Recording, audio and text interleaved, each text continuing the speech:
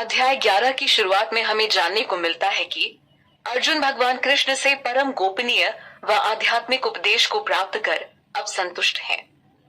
अर्जुन ने खुद कहा कि इस परम ज्ञान को प्राप्त कर अब मेरा मोह दूर हो गया है। मोह दूर होने का अर्थ हुआ जीवन का वास्तविक ज्ञान होना, या कहें सत्य की पहचान हो जाना, और भगवान कृष्ण ही जीवन का परम सत्य है, जिसकी ओर हर किसी को अग्रसर होना चाहिए। अध्याय 7 के अलावा अध्याय 10 में श्री कृष्ण ने अर्जुन को अपने स्वरूप के बारे में बताया, जिन्हें सुन अर्जुन ने श्री कृष्ण को भगवान रूप में स्वीकार कर लिया, और ऐसा करने से ही उनका मोह नष्ट हो सका। जैसे ज्ञान के प्रकाश से अज्ञानता रूपी अंधेरा नष्ट हो जाता है, वैसे ही जीवन के वास्तविक उद्देश्य को समझ जाने से भौतिक जीवन के प्रति व्यर्थ की मोह माया नष्ट हो जाती है, और जीवन का यह वास्तविक उद्देश्य है श्री कृष्ण को समझना। यहाँ अर्जुन भगवान कृष्ण को कमल पत्राक्ष कहते हैं, जिसका अर्थ हुआ कमल के समान नयन वाला।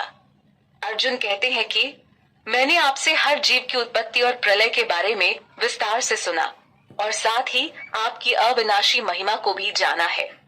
अर्जुन जान चुके थे कि कैसे पूरी सृष्टि ब्रह्मा जी के दिन के शुरू होने के साथ प्रकट होती है, और ब्रह्मा जी की रात आने पर सृष्टि अप्रकट हो जाती है। सृष्टि के प्रकट अप्रकट होने का यह क्रम चलता ही रहता है।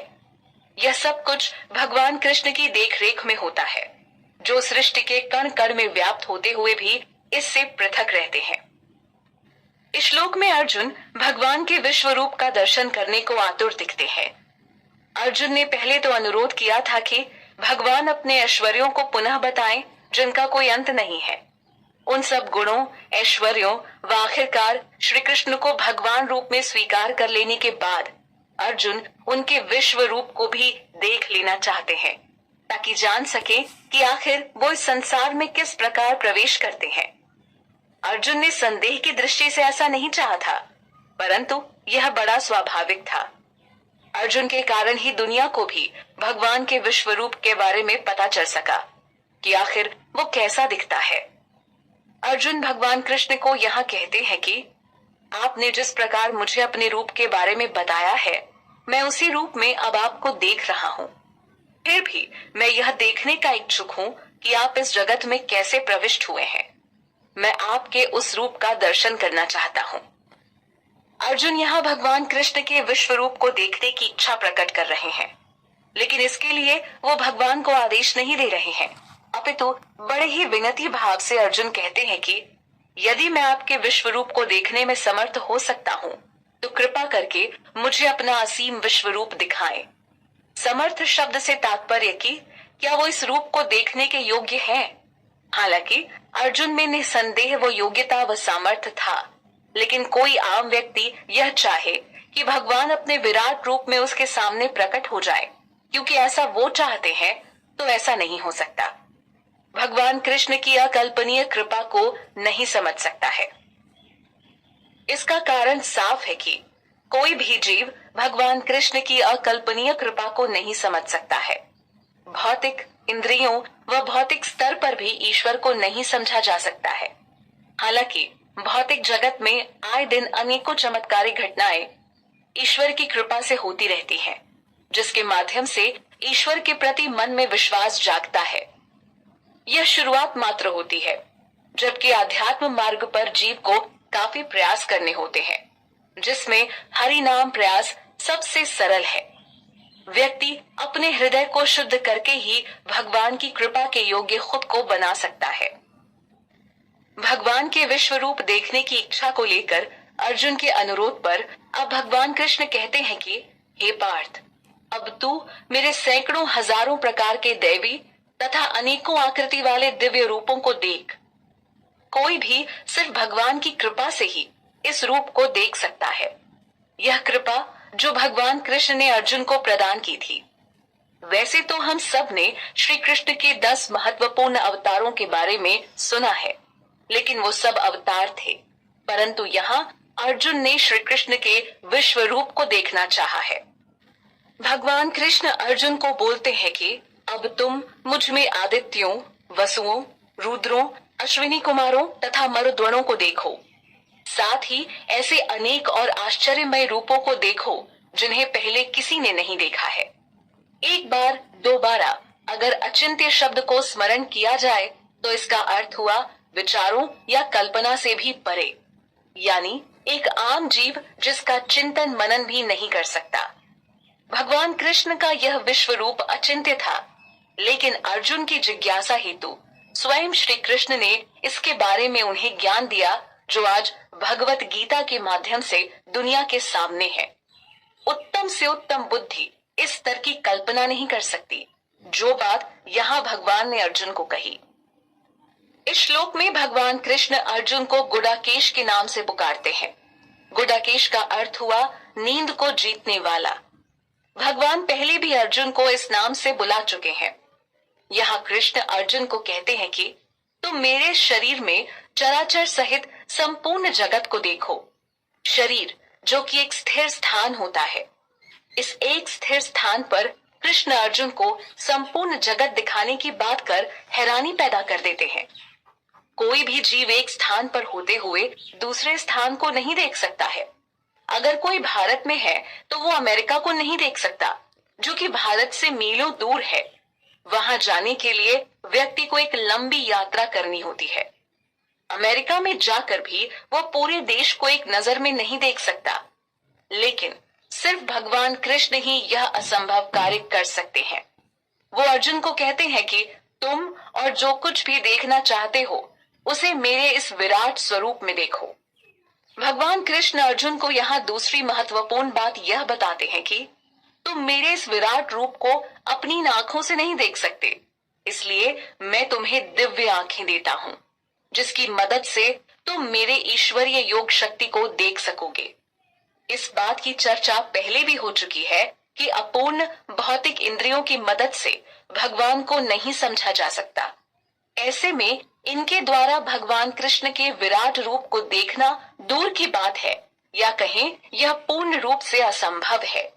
एक अन्य बात यह भी है कि भक्ति के मार्ग पर अधिकतर लोग गंभीरता पूर्वक नहीं चलते हैं।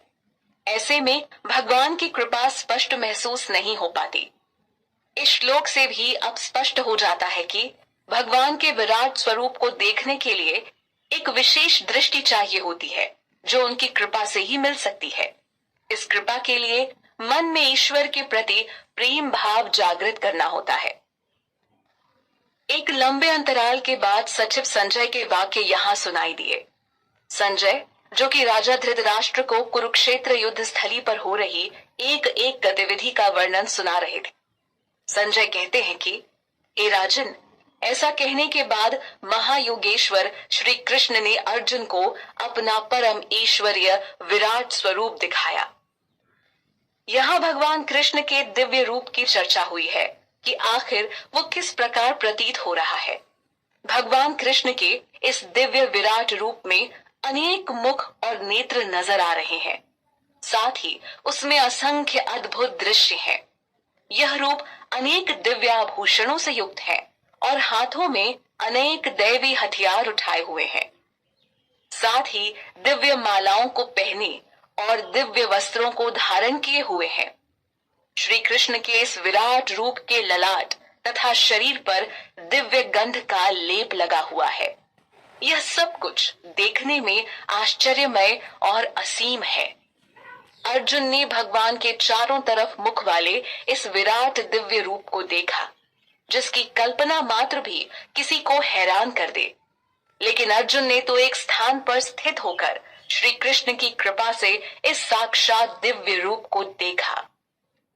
भगवान श्री कृष्ण के विराट दिव्य रूप को देख ऐसा प्रतीत हो रहा है कि मानो हजारों सूर्य आकाश में एक साथ निकल आए हों। यानी भगवान का तेज उन सब से भी कहीं ज्यादा है, जिसकी बराबरी हजारों सूर्य मिलकर भी नहीं कर सकते। संजय ने नेत्रहीन धृतराष्ट्र के सामने भगवान के इस दृश्य को जिस प्रकार प्रकट किया, उसकी मदद से एक आम जीव भी समझ सकता है कि ऐसा दिव्य रूप सिर्फ भगवान कृष्ण का हो सकता है। भौतिक धरातल पर किसी फिल्म कहानी के लिए भी लेखक अपने नायक के लिए इस प्रकार की कल्पना तक नहीं कर पाते। हम सब ने बहुत सी काल्पनिक फिल्में देखी होंगी। कभी किसी हीरो को हवा में उड़ते देखा तो किसी को अंतरिक्ष में जाते देखा, किसी में आग की शक्ति देखी तो किसी में पानी की शक्ति देखी, लेकिन आज तक संपूर्ण ऐश्वर्यों को धारण किए कोई हीरो नजर नहीं आ सका है। इसका कारण साफ है कि भगवान का ऐसा विराट दिव्य रूप अचिंत्य है, यानी कल्पना से भी परे। अर्जुन ने भगवान कृष्ण के विराट रूप में एक ही स्थान पर स्थित अनेक प्रकार से विभक्त अर्थात पृथक पृथक संपूर्ण जगत को देखा, यानी ब्रह्मांड के अनंत अंशों को देखा। यह देख कोई भी अचंभित रह जाए। बचपन में श्री कृष्ण ने जब मिट्टी खाई थी तो बड़े भैया बलराम ने इसकी शिकायत मैया यशोदा से कर दी थी। कृष्ण आरोप में फंस गए थे, जिसे झुठलाने के लिए उन्हें अपना मुंह खोल मैया को दिखाना था। जब कान्हा ने मुंह खोला तो उनके मुख के अंदर मैया ने असंख्य ब्रह्मांडों को देखा, जिससे उनकी बुद्धि चकरा गई। भगवान कृष्ण के लिए बुद्धि चकरा देने वाली लीलाएं करना कोई बड़ा काम नहीं। इस बार उन्होंने अपने विराट रूप से अर्जुन को हैरान कर दिया। हालांकि संजय युद्ध स्थली पर मौजूद नहीं थे, लेकिन महर्षि वेद व्यास से प्राप्त दिव्य दृष्टि व अपनी बुद्धि के प्रयोग से उन्होंने पूर्ण कोशिश करी कि भगवान कृष्ण के विराट रूप को शब्दों के माध्यम से धृतराष्ट्र के सामने प्रस्तुत कर सकें।